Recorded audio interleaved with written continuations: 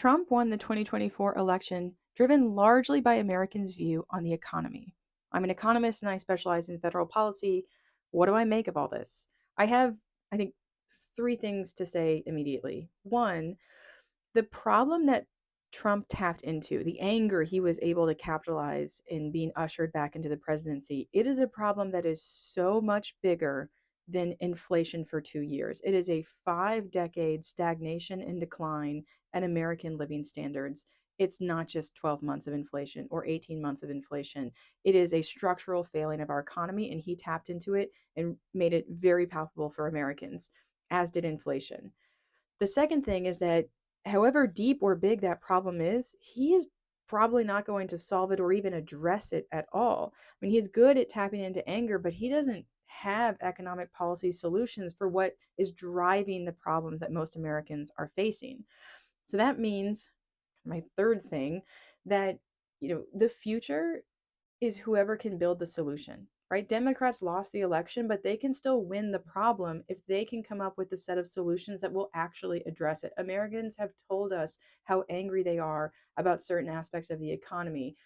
Trump isn't going to fix it. The policies that he's articulated don't even come close to addressing it, which means we have to identify the solutions to build a better economy. We have to make people feel empowered that they can fix their economy. One of the most striking exit poll numbers that I saw on like this NBC review was just how high a share of Americans think that the best days of America are behind us. I have a very small platform, which is like me and my hostage like situation closet. And I have a column for Bloomberg. But to the extent I have that platform, I will use it to make Americans feel like the best is yet to come because there are so many economic policy solutions that we simply have not pursued.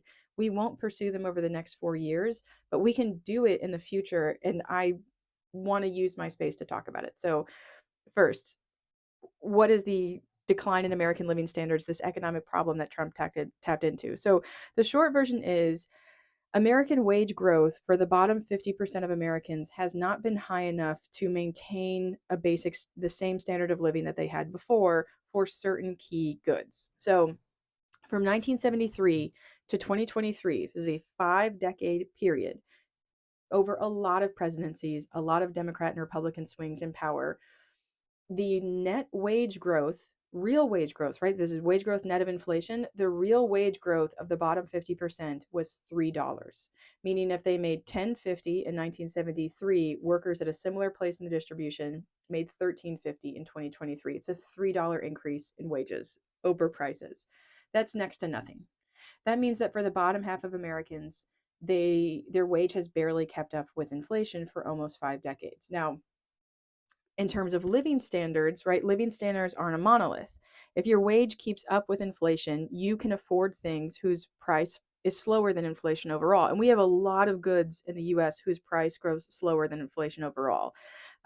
Appliances, electronics, TVs, smartphones, computers, clothing, household furniture, a lot of like recreational consumption like books and music and in movies, those have all grown much slower than prices overall, and so that's a living standard that has improved for a lot of Americans. Even cars have grown a lot slower than prices overall, kind of up into this last spike of inflation. So people can have more cars, they can have smartphones and TVs and tablets and household furniture and appliances, and they can afford all of that more. That living standard has increased. What they can't afford are the goods whose prices rise faster than inflation. And these are the big ones: housing, healthcare, childcare, college tuition. All of these rise much faster than prices overall, which means that even as Americans are maybe able to afford more consumer goods on average, they're not able to afford these kind of hallmark American goods like a house. Well, this is a 5 decade problem, and it has a lot of like variation within these 5 decades. Some years, some eras are better than others. Well, during the inflation spike of 2021, it basically pushed kind of this 5 decade simmering problem to the edge. Food, which had been, basically price for food has grown with the price of inflation overall for most of the period I'm talking about. What jumps above inflation? And all of a sudden, you have American households who maybe had grown accustomed to the fact that they couldn't afford housing, or they couldn't afford healthcare, or they can't afford childcare, and suddenly they can't afford food. It was such an acute realization, such a like a breaking point moment for a problem that has been going on for so long. It was basically like an economic bill that came due during Biden's administration.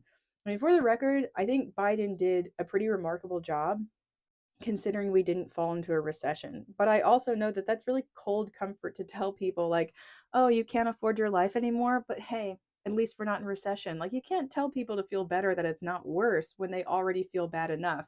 So that is a very real economic problem, and voters told us in 2024, that it is salient for them, and that however long it's been cooking, it's salient now. Well, that is a pretty intense economic problem, and 5 decades of stagnating wage growth and a price kind of not out of control, but prices increasing for goods like housing, healthcare, childcare, college tuition. Those aren't like necessarily quick fixes. But I think my second take would be, however deep this problem goes, however upset Americans are about it, I don't think Trump's going to do much about it because he hasn't articulated any policy that gets to the root of the problem, either how much those things cost or how much Americans earn. The deportation policy and the tariff policy, I don't even really give those the dignity of being an economic policy.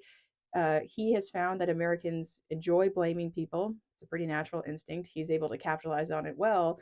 And like right now, everything is China and immigrants' fault. And so we've designed policy to be, deliver retribution to them. They have economic consequences, but they're not economic policy. And I think he'll make a show of pursuing them. It'll cause some problems, and he'll be like, well, they won't let me do it anymore. Something like that.